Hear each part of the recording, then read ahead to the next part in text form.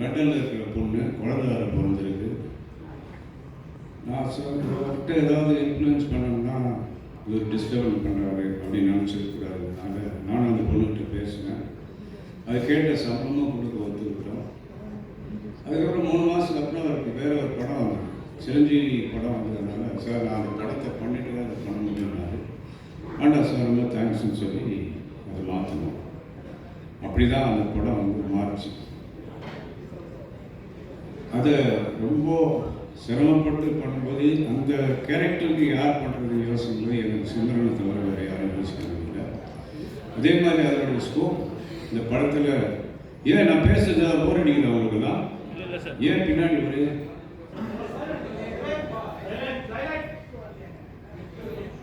அதே மாதிரி சிம்ரன் வந்து இந்த படத்தில் ஒரு மிகப்பெரிய சப்போர்ட் இந்த படத்துக்கு, அந்த கேரக்டருக்கு ஒரு பெரிய லைஃபு. அது அதனுடைய எக்ஸ்பீரியன்ஸ் எல்லாம் இந்த படத்தில் போட்டு தமிழை வந்து அழகாக புரிஞ்ச ஒரு இன்னைக்கு என்ன அழகாக தமிழ் பேசுது. எனக்கு ஆச்சரியமாக இருக்குது. இவ்வளோ தமிழை வந்து கற்றுக்கிட்டது ஒரு அப்ரிஷியேட்டிவ் ஒரு விஷயம். அதனுடைய பர்ஃபார்மன்ஸ் இந்த படத்தில் வந்து வேறு லெவலில் கொண்டு போச்சு. அந்த அதனுடைய போர்ஷன்ஸ் எல்லாமே ரொம்ப அழகாக பண்ணிருந்துச்சு. அதுக்கு ரொம்ப தேங்க்ஸ். அப்புறம் டைரக்டர் ரவிக்குமார் சார், அவர் டைரக்டர் ஏற்கனவே பிரசாந்த் கூட தமிழ்னு ஒரு படத்தில் பண்ணியிருப்பார். அது வந்து அரிய வந்து அவர்கிட்ட அசிஸ்டண்ட்டாக இருந்ததுனால அவரை ரிக்வெஸ்ட் பண்ணி நடிக்க வச்சார்.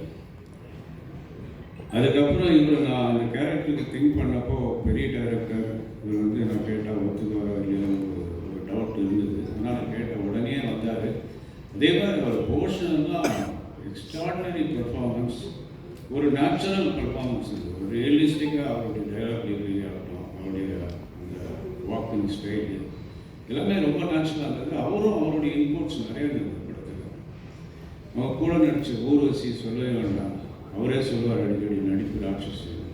அவருடைய போர்ஷன்ஸ் எல்லாம் தியேட்டரில் ரொம்ப என்ஜாய் பண்ணுறாங்க.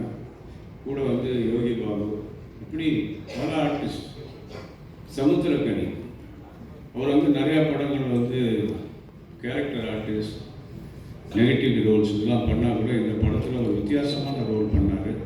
அவர் எங்கேயுமே வந்து நான் இதை பண்ண மாட்டேன்னு சொல்லி ஒரு டாய்லெட்டில் பாத்ரூமில் அவர் வந்து ஹாஃப் ட்ரௌசர் போட்டு ஏற்றி உட்கார வச்சுருக்காரு. அதெல்லாம் வந்து அவர் யோசிக்கவே இல்லை. என்ன சொன்னாலும் கேட்டார், என்ன சரியாக சொன்னாலும் செஞ்சார். அவருக்கும் இந்த சக்ஸஸ் பார்ட்டி மூலிமா என்னுடைய நன்றிகளை தெரிவிச்சுக்கிறேன்.